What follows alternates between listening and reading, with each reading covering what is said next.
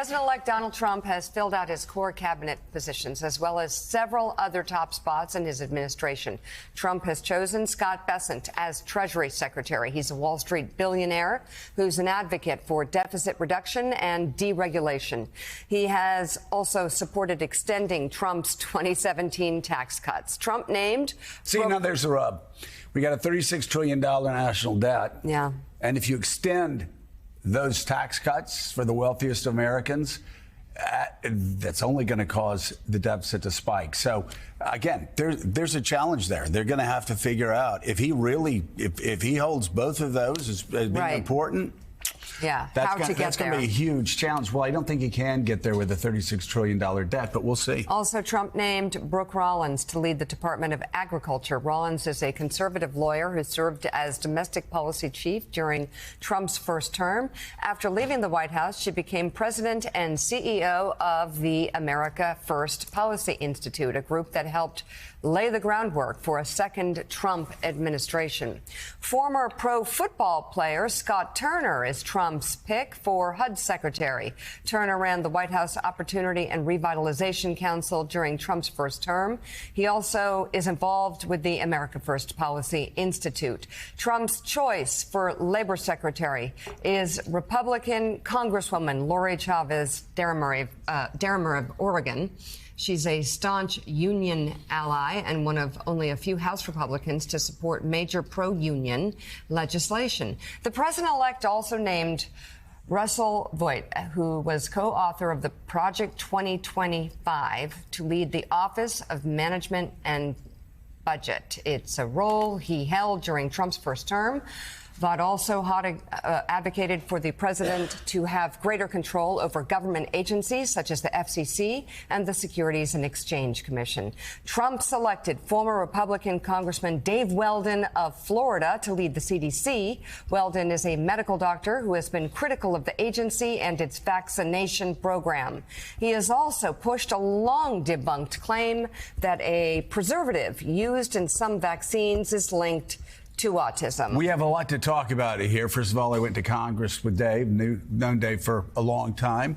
But I want to talk first of all, and then we're going to talk about, this is not an ideologically pure cabinet by any stretch of the imagination. Michael Beschloss yesterday told the Times one of the more ideologically, if you want to call it diverse and consistent, whatever you want to call it, Vaughn, we're going to let somebody much smarter than me figure out the best way to describe it. I want to talk, though, about one pick that conservatives are really angry about, and that is the labor secretary pick.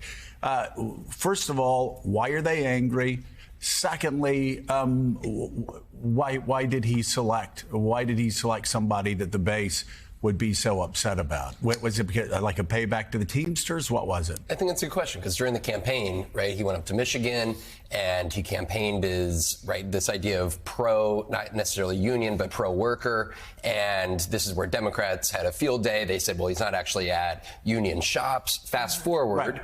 And suddenly, he's picking a labor secretary from the Pacific Northwest, the former congresswoman, who has been much more defensive of labor unions, teachers' unions, somebody who turned a lot of heads. By the way, even after he did very well with the union voters. Correct. Right? Absolutely. Yeah. And now this is an affront. Again, this is the reposturing of today's Republican Party, that Donald Trump can face the criticism from some on the right, but it's his party now, and this labor secretary, there's no reason to believe that she's not going to pass with Democratic support. And Michael Beschloss, that's the thing. And the New York Times, in the article where they quoted you, just basically said, hey, this is not a conservative Republican Party. This is not a moderate Republican Party. This is Donald Trump's Republican Party. It is what he says it is. And you were quoted in there talking about how these picks, you cannot line them up ideologically. Talk about it.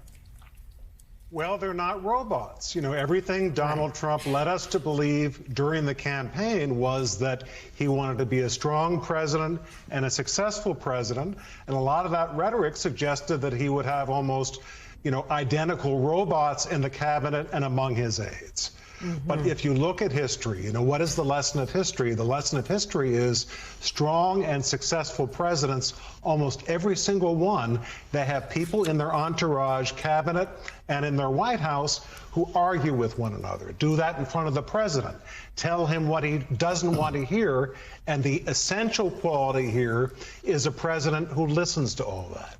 Classic example in history was George Washington, who you would think did not need any advice at all. His Secretary of the Treasury was Hamilton. Secretary of State was Jefferson. They argued with each other all the time about things like the size of government, how you finance it. George Washington benefited. In modern times, you know this case particularly, Joe. Under Ronald Reagan, George Shultz and Cap Weinberger argued about, is Gorbachev serious? What should we do about the Cold War? Should we increase defense spending or lower it? Reagan hated the conflict, but he learned from it. It made him a stronger president. And Jim VandeHei, Axios wrote a similar, you and Mike Allen wrote a similar article this past weekend talking about how it is hard to see a through line with a lot of these picks. Some of them very, very right wing. The labor secretary, left of center, and most conservatives would say very left wing. Then you've got RFK Jr. that is just all over the place ideologically, and several other picks that are, again, just sort of random and all over the place.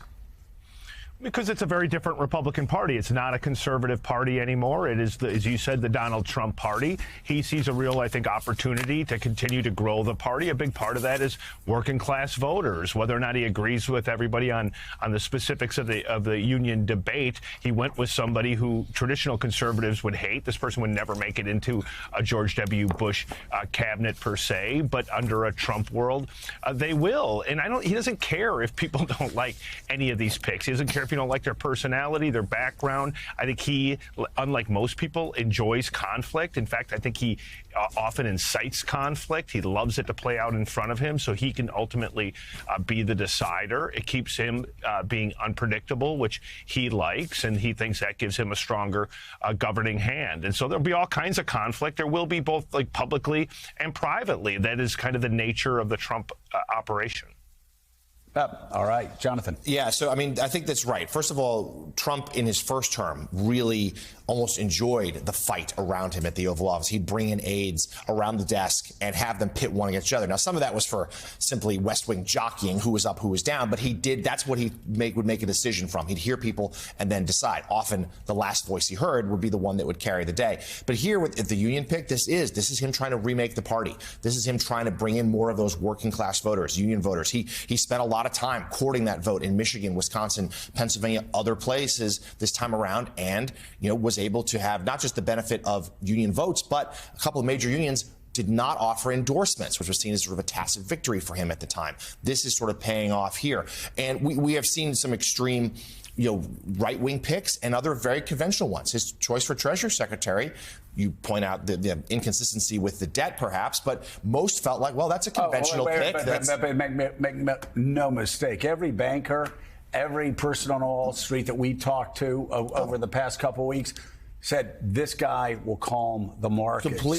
So yeah. No, I said what I said only because I'm obsessed with deficits and the debt, and they have a huge decision to make, which I know you'll want to talk about tax cuts and how you pay for those tax cuts, because we learned time and again they don't pay for themselves.